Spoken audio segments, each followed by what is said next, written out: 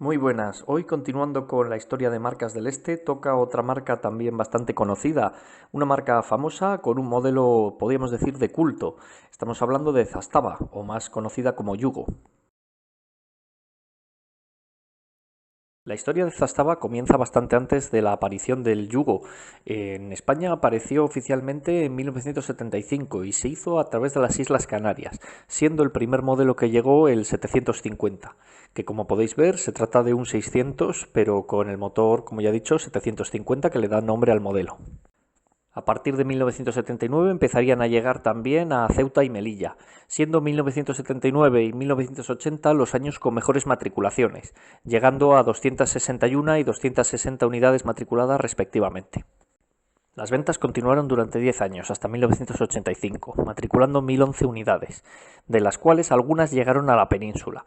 Sabemos que existen algunas matriculaciones, si miramos a la DGT, y presumiblemente sean todas 750 o 850, porque de los modelos sucesivos no llegaron a matricularse oficialmente. Es decir, el Zastava 101 no se llegó a vender oficialmente en España, lo que le haría un modelo muy exclusivo, sobre todo en su variante 5 puertas, que era totalmente yugoslava. Desconocemos quién fue la importadora de Zastava estos años. Posiblemente fuese la misma Zastava desde Yugoslavia, puesto que con las facilidades fiscales que existen en las Islas Canarias, muchas marcas se atrevían ahí a llevar ellas mismas sus coches. Pero si hablamos de importadoras, tenemos que hablar de la empresa Tecnocar en Castellón de la Plana.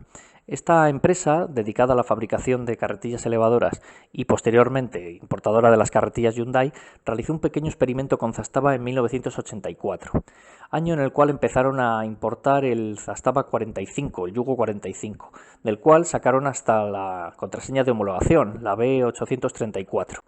Esto se sabe porque, consultando la contraseña de homologación, nos encontramos con las fichas firmadas por Tecnocar y la fecha en la que se expidió. Además, consultando la DGT, sí que aparecen unas 5 unidades entre 1984 y 1985, casualmente una de ellas en Castellón de la Plana. No se sabe por qué esto no prosperó, teniendo ya la contraseña en regla. El caso es que tendríamos que esperar otros 3 años para volver a ver la marca Yugo en España.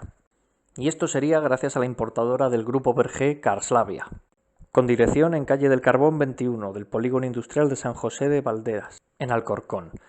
En 1988, concretamente en el mes de septiembre, se realiza la presentación de los modelos 55 y 45, pero con la salvedad de que se trataba de los modelos de la serie A, que eran más completos en equipamiento. El Yugo 45 de Tecnocar no era de la serie A. La presentación tiene lugar en 2 sitios a la vez. Uno de ellos sería en el Hotel Santa Catalina de Las Palmas de Gran Canaria, a 1 kilómetro escaso de lo que sería la sede de Carslavia allí en las islas, que posteriormente serviría de concesionario. La otra presentación tuvo lugar en el Hotel Barajas de Madrid. Los modelos que se presentaron fueron el 45A, el 55A y el 55A con el kit GL. El trabajo para la importadora ya había empezado y el 1 de octubre de 1988 se realiza la contraseña de homologación para el 55A. Para el 45A no era necesaria una contraseña nueva, puesto que Tecnocar ya la había realizado en 1984, pero en diciembre sí que recibe una actualización dicha contraseña para incluir la especificación A. Para ese 1988 se matriculan 106 unidades. Casualmente las provincias que más coches matriculan son Las Palmas y Madrid, lugares donde tiene la presentación lugar. Carslavia más pronto que tarde empezaría a presentar novedades, por ejemplo el Yugo 65, aquí lo veis en el Salón de Birmingham de 1988. Para 1989, y como bien dice el artículo, se esperaba que el coche entrase en España. Otra de las novedades en dicho salón fue la aparición para el mercado exterior del Yugo Florida, que no llegaría a España en 1989, pero sí lo haría a principios del 90. Para el Yugo 65 también se presentaba en España el kit GLS, que es este que veis a continuación. La red de concesionarios también iba creciendo, pasando de 23 concesionarios en su primer año a 42 concesionarios en los años siguientes y 136 puntos de asistencia. En 1989 se matriculan 948 unidades.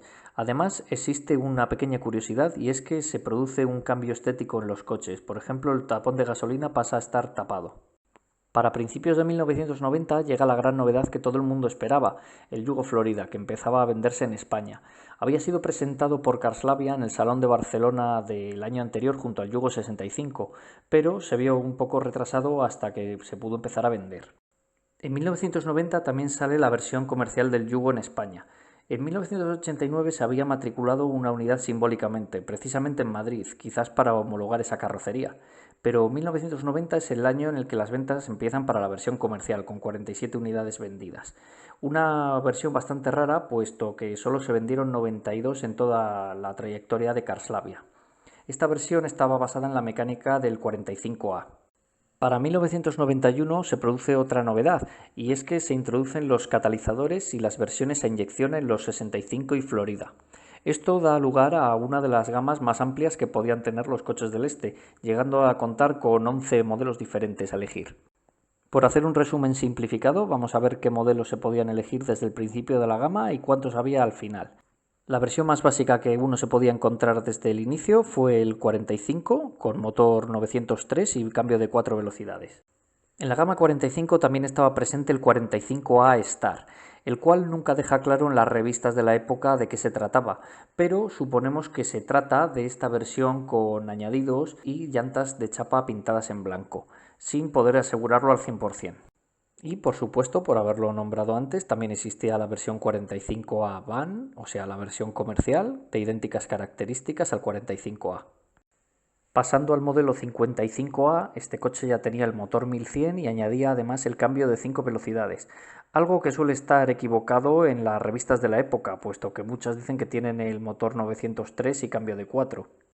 El 55A tenía una versión con añadidos, que se llamaba 55A GL y tenía este aspecto.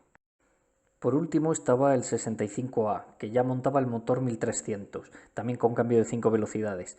Además, lo curioso de este modelo es que añadía un nuevo interior y un nuevo tapizado, con distintos asientos. La versión con añadidos era la GLS, que es visualmente diferente al GL del 55, como podéis observar.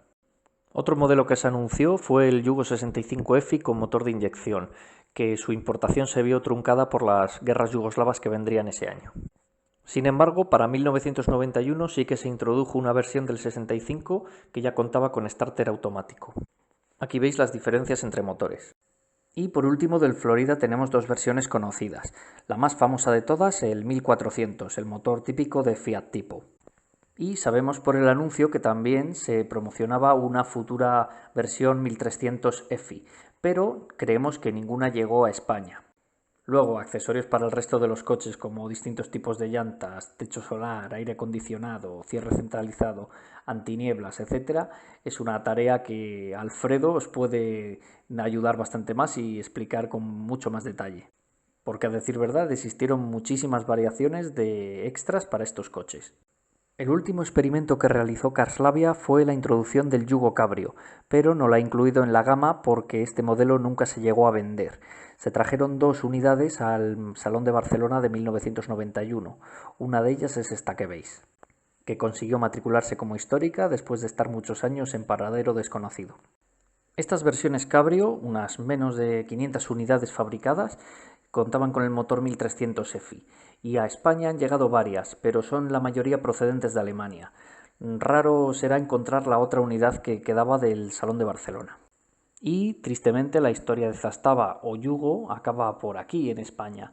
Y eso se debe a que por mediados de 1991 comenzaron las guerras yugoslavas, lo que dificultó mucho la importación de nuevos coches y también repuestos.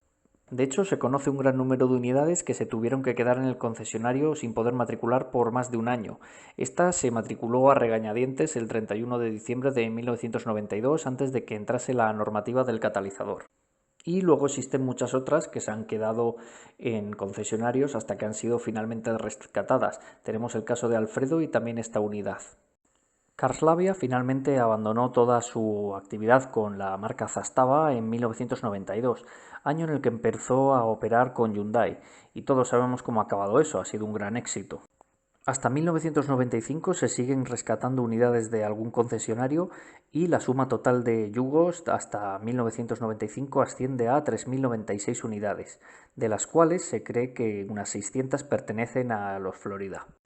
Esto ha hecho que el Florida sea un coche muy castigado, no así los otros Yugo que bueno, también han sido castigados, pero gracias un poco a la intrahistoria en Estados Unidos, la facilidad de recambios al ser más compatible con otras piezas de Fiat y que también se matricularon más, han hecho que el coche se cuide un poco más.